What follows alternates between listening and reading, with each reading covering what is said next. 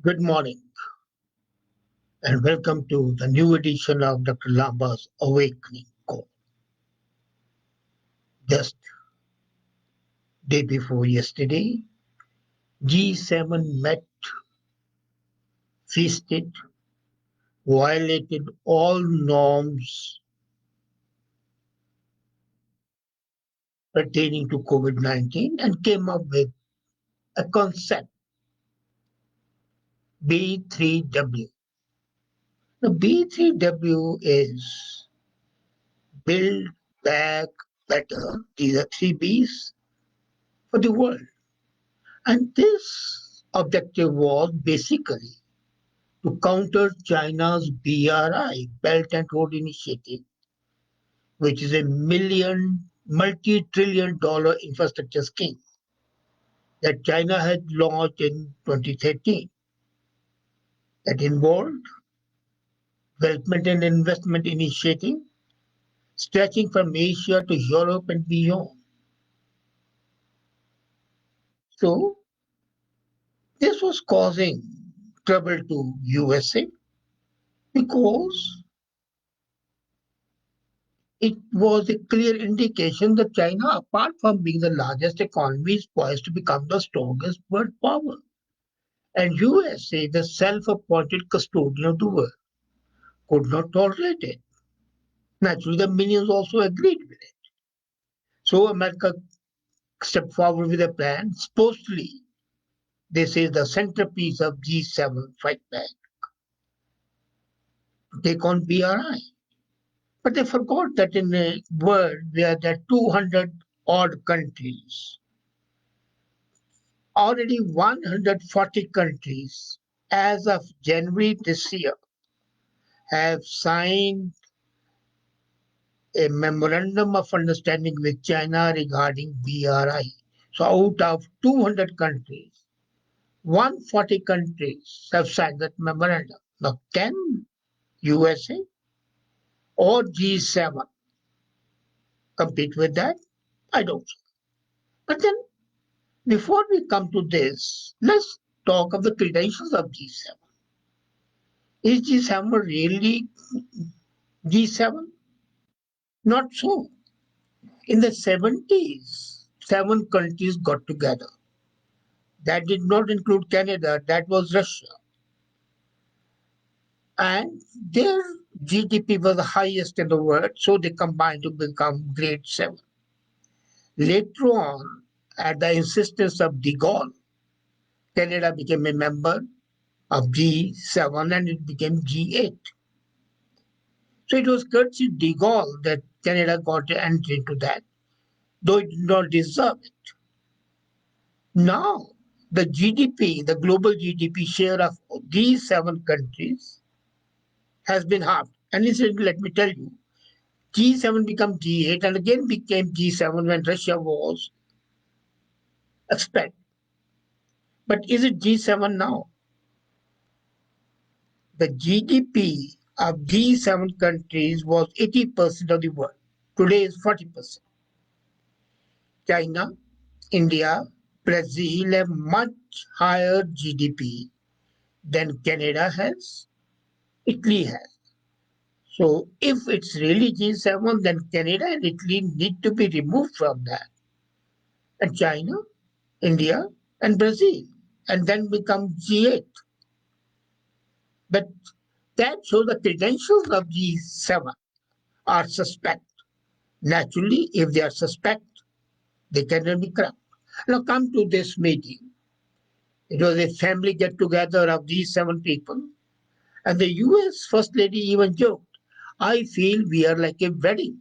And Queen Elizabeth also basically criticized them when she asked, have you come here for merrymaking or for doing something better? So for the party field and the angst of the core was invisible, it will continue to be concerned about themselves rather than about anything else. And this B3W is just a way out. Now, what is the contribution of USA? in this B3W. There are glitches in the script and they have ignored it. They talk of democracy and he's going to hand over Afghanistan to Taliban on September 11, leaving in terrified state ethnic minorities, women and school children. Biden offers 500 million free jabs to the poorer countries. But then they have wasted trillions of dollars, whether it was Barack Obama or now, and squandered it, and it's not worth. Of course, it's bold for a country about going to the university. They say, well, because we were in Afghanistan, women were going to the university. Forget it. Women were highly educated at the time of King Zahid Shah in Afghanistan. So the G7 leaders watched very heavily and happily Biden pour venom on China and Russia. So the leaders of these largest economies, which are not really the largest, unveiled an infrastructure plan on Saturday for the developing world to compete with China's global initiative. But mind you, there was no consensus how to ask China to stop violating human rights. And Biden's program is that China must be criticized for that. Canada, UK, France endorsed Biden's position. But Germany, Italy, and European Union were hesitant and they were not willing to support it fully. But in the interest of unity, they said, okay, we will not vote against this. Macron told Biden that collaboration was needed and they were happy that Trump was not there because he would have been a disruptor.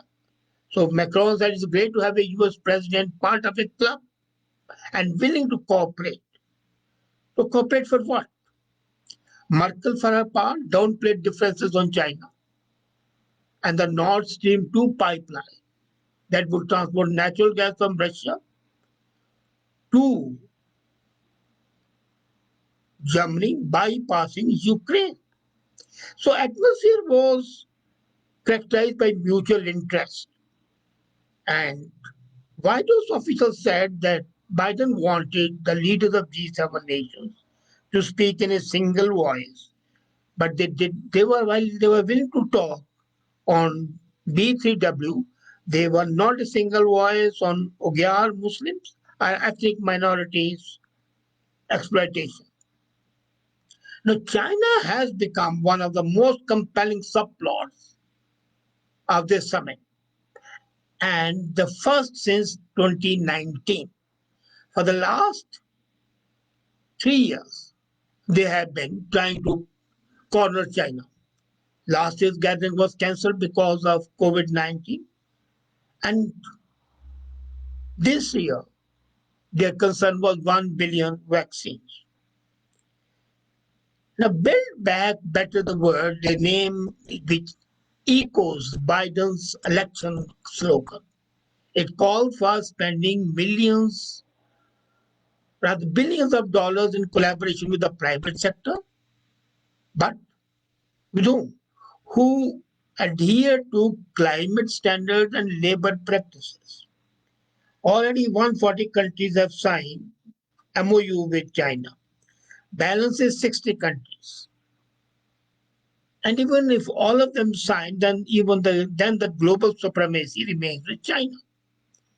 Now it's designed to compete with China's $1 trillion program.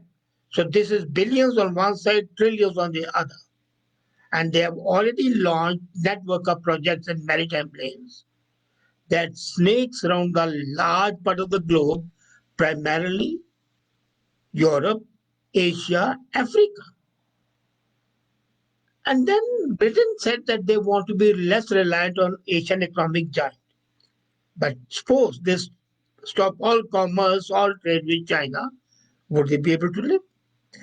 95% of the products that you purchase, you get from China.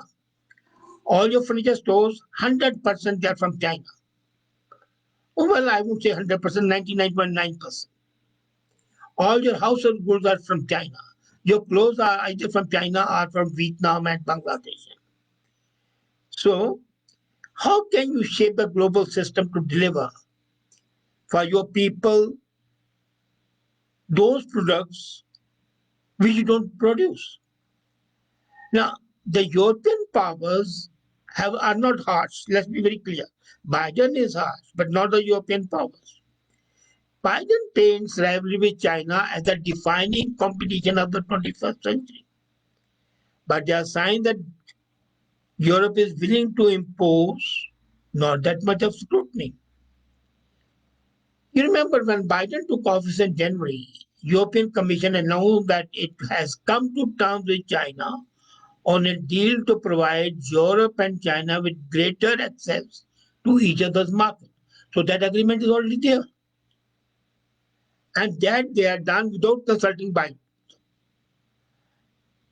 So it's not possible for them to go back on that agreement because that will be challenged and that will be violative of the international law.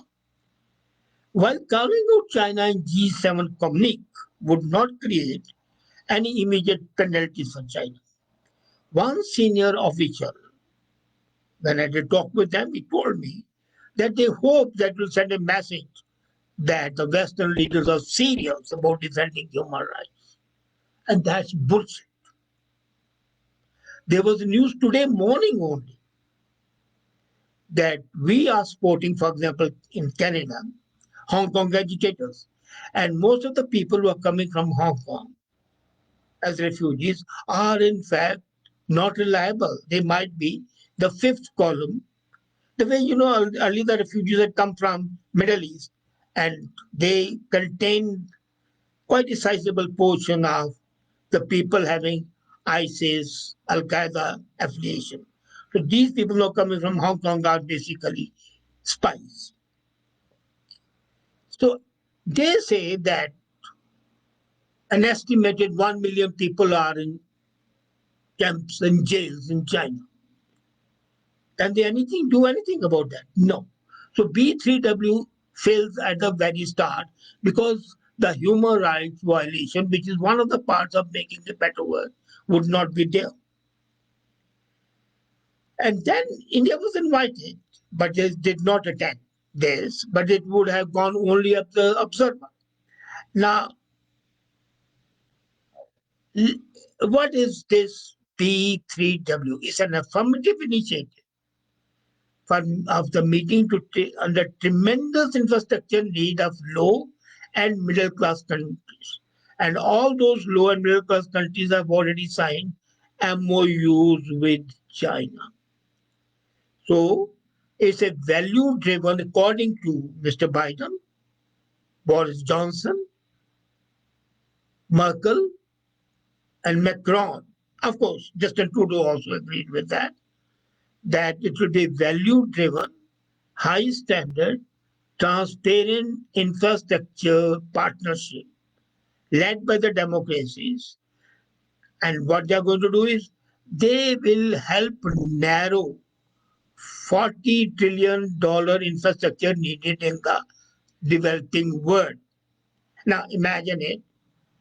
What does narrow mean? If it's a $40 trillion infrastructure need and you spend 1 billion or 2 billion and the world uses billions of dollars, let's say 100 billion, would it be narrowing the need? 40 billion and 100 billion, there is no comparison. Then through B3W, the G7 and hopefully some other countries will join them, most will be even India. They will coordinate not to the government level, but they'll coordinate in mobilizing private, public sector capital in 4 areas of focus. Now, what are those 4 areas? Climate, that's the one. Health security, digital technology, gender equity and equality. And with catalytic investment from our respective development finance institutions. Now we have seen the financial institutions like IMF, International Monetary Fund, how they make hell. I saw that one of the conditions, for example, of IMF and World Bank giving loan was, okay, the loan is coming from USA, so you must hire the consultants and the contractors from USA. Bullshit. You're not promoting the need of the poor countries. You are promoting the economy of USA. If the loan is coming from Japan, then you have the people from Japan. So they say it will be global in scope from where? From Latin America and the Caribbean to Africa and to Indo-Pacific. Now, different G7 partners will have different geographical orientation. For France, Ivory Coast might be more important, but for England, Argentina, to protect Falk Islands may be more important. So where would be the coordination?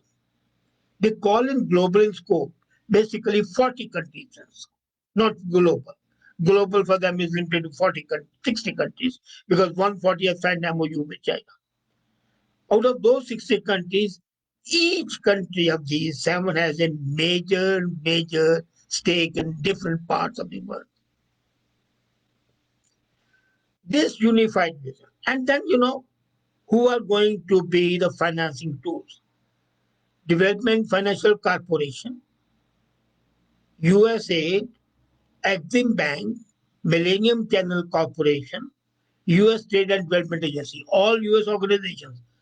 Why is Dresden Bank not there? Why is UK Foreign Investment Department not there? Why is Germans not there? The whole complementary bodies are basically US based. So they'll be furthering US agenda rather than global agenda.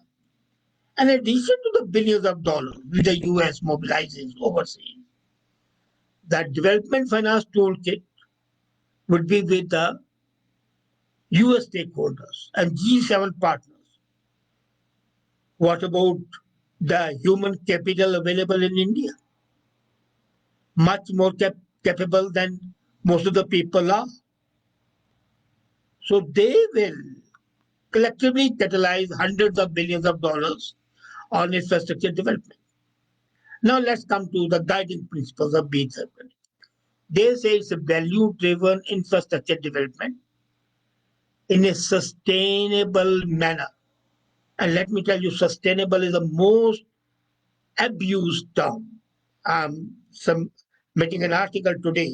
It will be published by the evening. The hoax of sustainable development and how the big companies are cheating in the name of climate change. The whole facade, the whole cover up ripping open these two articles. So they are offering countries a positive vision, sustainable, transparent source of financing. Second is good governance. Now, according to them, India is not in good governance because it's no longer a free country. So what's good governance? Pakistan is not good governance. And most of the African countries are not good governance. No, reality is that they are good governance. India is one of the best governed countries. But no, them, the good governance is who go to the American policy. Third is climate friendly. So if India uses coal or fossil fuel, then it's not environment friendly, though it may have the largest renewable energy sources exploitation in India. Climate friendly is one of the major things. Then most important is strategic partnerships. So they want a partnership. And we have seen that these partnerships ultimately lead to exploitation. My growth against BRI, China was a saying that the political power will follow the trade because of the money they are giving. So money makes a mayor go. And this is what these people are doing. And then they're enhancing the impact of multilateral public finance. They say they have developed rigorous standards for project planning implementation, which is again, as we know from experience, one of the biggest hoaxes. So this is a pipe dream. And you would say that compared to BRI, to be fair, what I think is that Russia and China sometimes deters UN actions to enforce its global hegemony in the regions or their periphery. And since US action cannot go forward, so he thinks that Russia and China are the hindrances. And many times they add India to that list as well. So one can ask whether they are justified in seeking to limit overwhelming US power in this way. Can they do it? But that's a long distance from the way the challenge is to be understood. And the challenge is an effort to displace the US global role in sustaining a liberal rule based international order by the new centers of hegemonic power. And one of those hegemonic power is going to be India. So how would US take kindly to India's progress? Luckily, at the Cornwall summit, some people who came to hear Biden's petition for democracy seem to agree that this is a pipe dream and they accepted it to satisfy the US president who has come back. It was a return of the prodigal. You know, the prodigal had left G7 in huff and the prodigal had come back. So Trump had been replaced by Biden. So let's humor Biden. Let's say, okay, you are right, wing the other way and amuse yourself. But BRI is definitely going to be much more pervasive, influential, and having a deeper impact. You see, it's a good idea to have B3W, undeniably, but way to the hell is paved with good intentions. And that's, I fear, is going to happen to B3W. It would have a stillborn child. It will be. And if it's born at all, it will be anemic, diseased, and a conduit to exploitation of the countries. Think about it. Thank you.